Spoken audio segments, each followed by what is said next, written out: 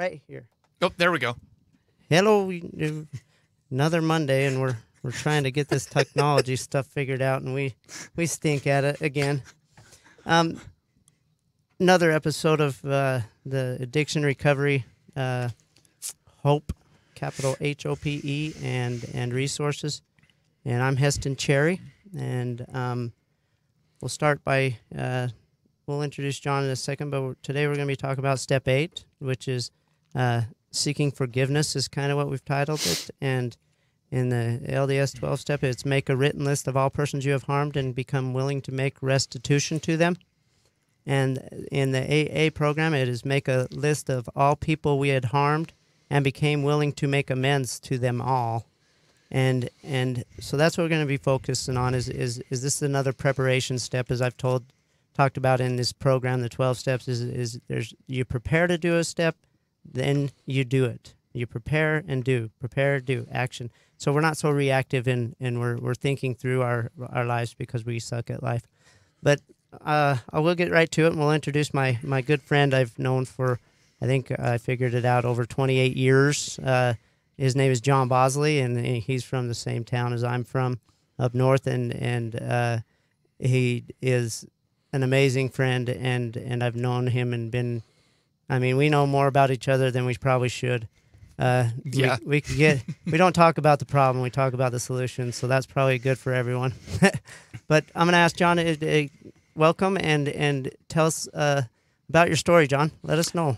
All right. Well, I have to say that 20 years ago, if you'd have said to me that we would be in this room talking about addiction recovery together, that would have never happened. Well, probably dead from drugs, but not actually sober. But I'm so glad to be here. I guess I'll start with my story. I think I took my first drink at about age 8. We found a buddy's dad's liquor cabinet opened, and we took a taste of whiskey, and it was the most disgusting thing ever. But I still remember kind of thinking, there's something to that. And then it goes into when I was in my high school days. I started just partying because I didn't really have a lot of friends or anything starting out in high school. And so, of course, the stoners and the drunks will always take anybody into our groups. So sure. I fell in there, and throughout high school I did a lot of that was my time for illegal street drug type stuff, cocaine and acid, all that kind of stuff. And thankfully, when after I'd graduated high school, I kind of shied away from that stuff, but the alcohol still stayed with me, and continued to drink socially and things like that, probably to a little bit of an excess for years. And that's when Heston kind of comes into the picture. When we were teenagers, and we were always hanging out, and pretty much, well, there wasn't many, probably 5-6 days a week we were hanging out, which usually involved drinking. And so we were off and running pretty good. And I slowed down when I got married at about 20. I think I got married when I was 20, and I apologize. I wasn't nice to my brain with the drugs and the alcohol, so my brain cell has a hard time keeping up. It has to work overtime because there's not much left of it. So sometimes my time frames and things like that are a little off, but I'll try to do as best I can. But that went into our 20s when I got married, and I still drank a little bit, but there was always something where if I was at dinner and had a couple beers or something, I couldn't leave a half full glass. Like I never could understand how people could do that. And smash cut to me and Heston actually ended up working together, and I was using tobacco, and my wife didn't know I was. And so on the weekends when I didn't have to work, this is when I think really the alcoholism really took over. I would, to curb the cravings for nicotine, I had a bottle of vodka hidden in the basement, and I would sneak drinks, and that went on for several years, and it really got bad when in 2008, I think it was, my wife and I moved to Las Vegas, and when we got down there, Sin City. yeah, with the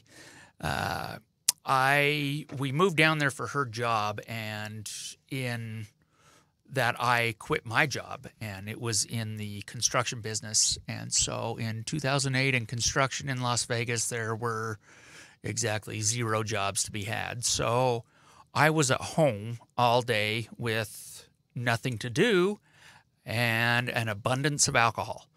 And so it didn't take long for me to start drinking a lot. And, I wasn't exactly terribly happy. During all this time, I didn't know how to communicate.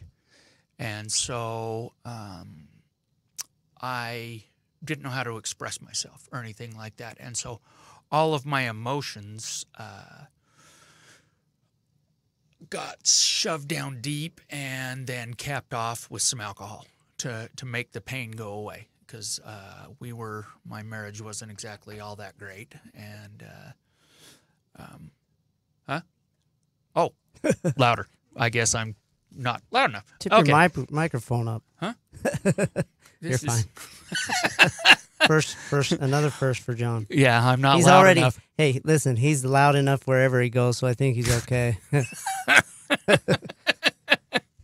Yeah, I can tend to be kind of loud. So it was, and moving down there, I wound up where I was pretty much drinking every day. I was doing about a half gallon of vodka every 2 days, so at least a fifth a day. And my wife at the time came home one day and found me on the floor and basically said, either you go get rehab or you're moving out. So naturally, the easier route was I went to rehab. And it took for a while, but this is where I kind of skim-coated earlier in my story, just, getting the stuff across, because the more important, the meat and potatoes of my addiction kind of starts here. And that's when I went to rehab. I believe it was in August of 2009. I went to the ACT program up in Ogden. Hospital? Yeah, at the Ogden Regional Medical Center. Mm-hmm. Really good program. And my mom had actually gone there, and this is part of my story, and something that I wanted to talk for a couple of minutes about is the disease of addiction actually killed my mom. She died from an OxyContin overdose. And, a lot of people think that drug addicts are scumbags and things like that, but we're talking about everybody loved my mom. And she was an amazing person. She was a hospice nurse. She was, sorry, it's kind of hard. Okay. I get it. She was a saint. Yeah, And she put up with us. I knew her. So I would say that I would think otherwise, but I knew the lady, and she would make us lunches even if John wasn't at home. She would take care of us, and she was very active in her church duties and in other things. She got in a wreck, right? Yeah. The two of us, when I was 18, we were driving, and a lady pulled out in front of us, and I ate the steering wheel, and she went through the windshield and broke her neck. And so this leads to the pain pills. Yes, she broke her neck and had multiple surgeries from, that accident. And ultimately ended up obviously getting hooked on the pain pills. And so there is that just shows that there is she had a need for them. Yeah. She had a purpose. She was using them for what they're prescribed for, but it took over. And she starts taking more than was prescribed. Yes. And she was a nurse, so she knew how to talk to doctors and things. And so She had large prescriptions, and I wound up taking her to the hospital a few times for close overdose. And this is where kind of as an example of the power of addiction, I took her to the emergency room one night, and the doctor asked what she was on, and she had all of her medicines in a little safe at home. Yeah. And when I was told to go get it, it wasn't so that we could show the doctor. I was excited because I was going to get in that box and I was going to score some opiates. That gave you the calm. Yep. Yeah. And that, because everybody, her addiction was quite open. Nobody knew that I was addicted. Yeah. And so that led to I would steal her medicine. Yeah. And sorry, Brandon, but Brandon got blamed for... Brandon got blamed for everything. Yeah, pretty much. Little brother. And so I had just come out of rehab, and I was doing pretty good. I went back to Las Vegas, and my dog died. 2 weeks later, my grandpa died.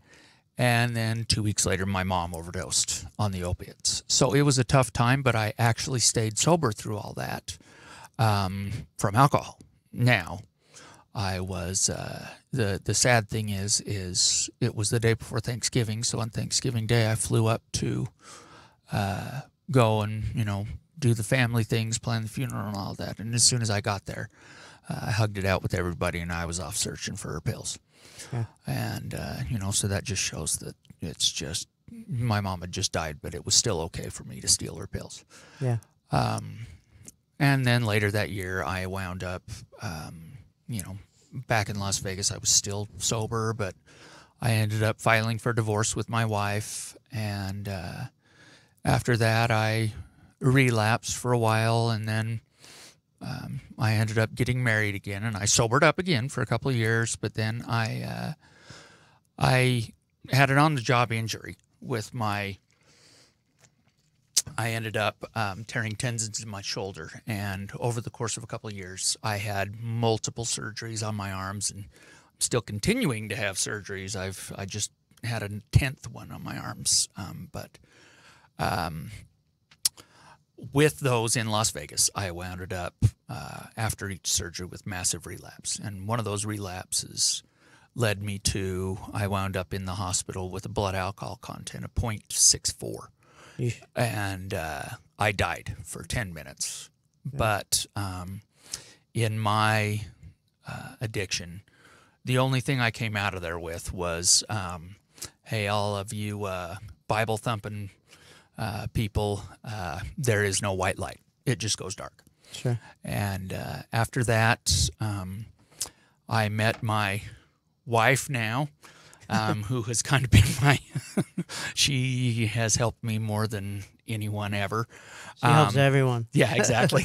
She's awesome. Yeah.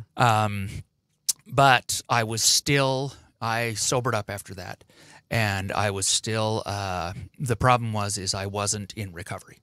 And it was at that point that I had my midlife crisis and bought myself a nice bullet bike that I wound up, and this is when I figured out that I might have an addiction to adrenaline also. And Heston knows about that. I knew about that long before you did. Yeah, he kind of funny that the day that me and Heston met, it was not, hey, how's it going? We ended up in a fight, and he broke my nose. And so part of the adrenaline thing was, and I laugh about it, it might be karma or something, that I took him over Trapper's Loop in Ogden on a bullet bike at 140 miles an hour. He was not happy. Yeah, let's talk about the solution. I was so scared. I said, no more of that. I'm out of here. Anyway, so I wound up I would clean up, but then with all my surgeries, I relapsed each time.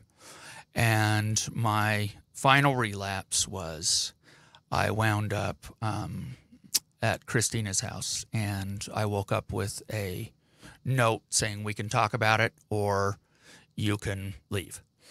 And naturally, I left. Been here. And wound up, I ended up locked up for a little bit in a mental place. But when I got out, I decided that I had to walk away. I had to leave. And it was probably the hardest decision I've ever made in my life. I had to not only walk away from the life that I knew, but I had to walk away from everyone in that. And that included, I left Christina, I left my son behind with his mom, and all of my friends down there. And Where'd you go? I was headed up to live with my dad in Ogden for a while, and I made it as far as St. George and ended up moving in with Heston and Tammy for a bit. Yeah, we'll never forget that. They step 12'd it, especially Tammy, because she had no idea who I was, and that had to be interesting to be. I was like, honey, we got my buddy from high school is going to move in with us for a little bit. He's an alcoholic. We're going to help him.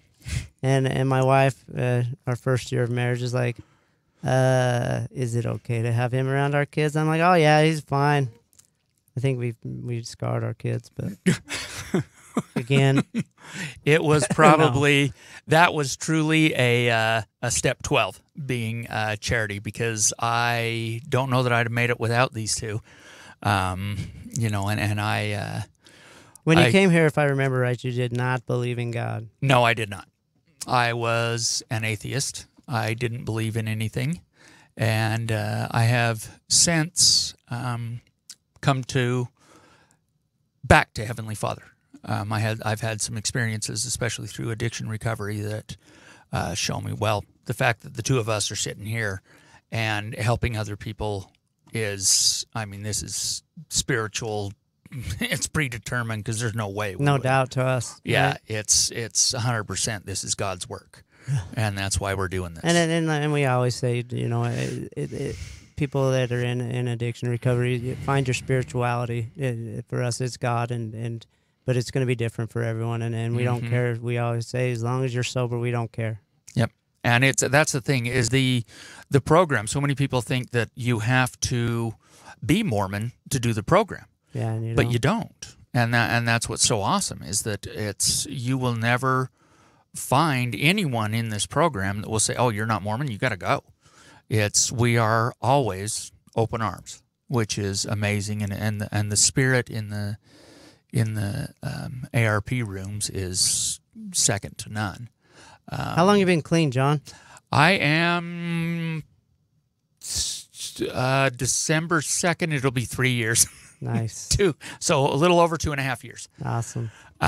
Which is the best 2.5 years of my life. It's been awesome. And now, is it hard? Yes.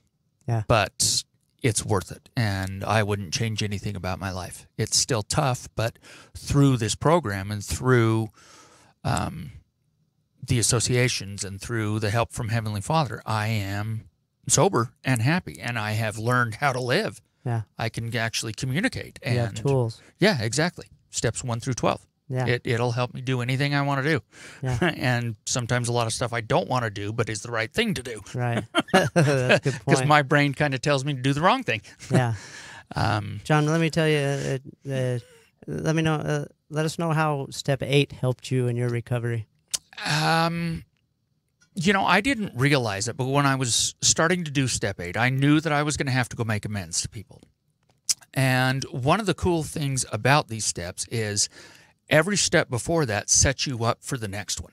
Yes. Especially 4 and 5, that lays out all my all of my transgressions through the past, good and bad. But what it showed me is the patterns, and that showed me what I liked about myself and what I didn't like about myself, which took me to 6 and 7, which is, getting rid of your character defects. But Step 8, the thing that was awesome about it, as I started preparing, it gave me the opportunity to learn how to communicate. And that's one of the things that is so beneficial, especially for myself as an addict. I didn't know how to communicate. I didn't know how to share emotions. I had no idea how to do any of that stuff. Yeah. But 5 years clean to me, and I'm still working on all of those. And we always will. We're a disaster when it comes to. There's nothing funnier than getting a couple addicts together in an uncomfortable situation. It's we don't know what to do. Right. But it taught me not only to communicate, but when I write down all this stuff that I needed to go do for someone else, it also allowed me to have empathy for those people. Yeah. Because I could, in preparing to make amends to them, part of that is I had to feel what I did to them. And the people that I've had to make amends to are, I mean, the closest loved ones, down to, somebody I punched or whatever, throughout my life. The very minor stuff up to, my son. Yeah. Ultimately. And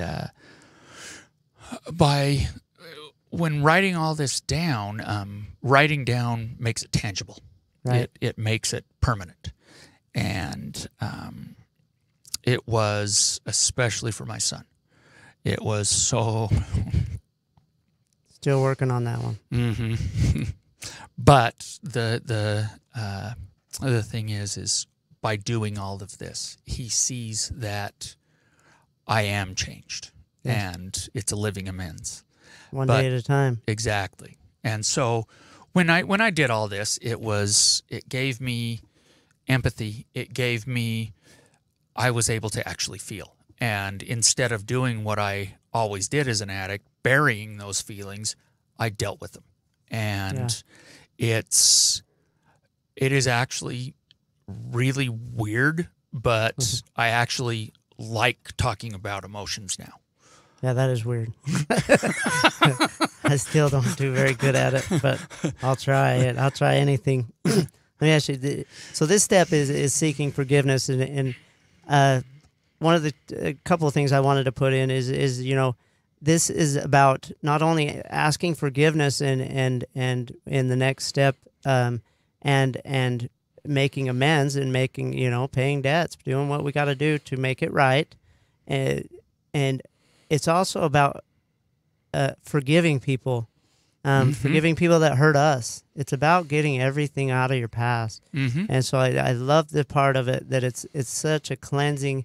And then the last thing is I want to point out is that it says in the 12 steps, you're putting down all these names, and a lot of them are in your step 4 and the same people, but you get to a point and then you're like, wait, I forgot someone, and it's yourself. Yep, exactly. And that was the thing. Part of it too is I never felt like I deserved anything. I didn't. Nobody needed to be nice to me, because I didn't deserve it. I was here to make everybody else happy, and my emotions didn't matter. And it taught me that